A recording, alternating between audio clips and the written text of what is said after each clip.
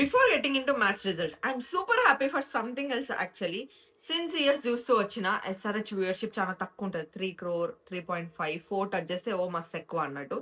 But when CSK MI RCB ఆడుతున్నప్పుడు వాళ్ళ fan base పెద్దది కాబట్టి హ్యూజ్ ఉంటుంది. యావరేజ్ వ్యూయర్షిప్ 10 crore నుంచి స్టార్ట్ అవుతుంది వాళ్ళకి. ఇవాళ చూసినా మా ఎస్ఆర్ఎస్ సెకండ్ ఇన్నింగ్స్ అప్పుడు 25 crore people were watching. I'm like damn, we're growing guys అనిపించింది. ఇష్టపడుతూ కొంతమంది ఎప్పుడెప్పుడు ఓడిపోతామా అని మేనిఫెస్ట్ చేస్తే ఇంకొంతమంది నా ఫ్రెండ్స్ లోనే బోలెడు మంది ఉన్నారు అట్లా. దట్స్ అ డిఫరెంట్ స్టోరీ అనుకోండి.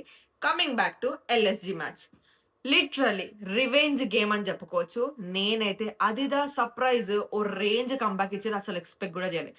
తాత వచ్చాడే బీపీ సేఫ్ అయ్యాడే అనిపించింది. లిటరల్లీ ఎల్ఎస్జి తొక్క తీసి అరటిపండు చేతిలో పెట్టినట్టు మన బౌలర్స్ వీక్నెస్ ని చూపించింది.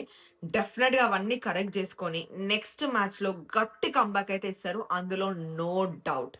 కమింగ్ బ్యాక్ టు హేటర్స్, మా ఫ్యాన్స్ కంటే మీకే ఓవర్ ఎక్స్పెక్టేషన్స్ ఉన్నాయి కదమ్మా. 190 తక్కువ స్కోర్ అంట.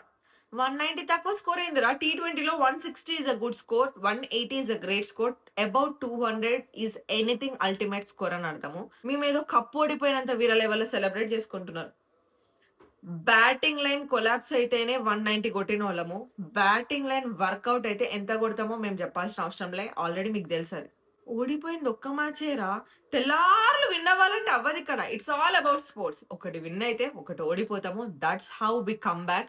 ఎస్ఆర్హెచ్ ఫ్యాన్స్ ఇంకా లీగ్ స్టేజ్ లోనే ఉన్నాం. There is lot to happen. బోలెడన్ని మ్యాచెస్ ఉన్నాయి. This is how game spice up అవుతుంది. No matter what. Orange army forever. 300 still loading.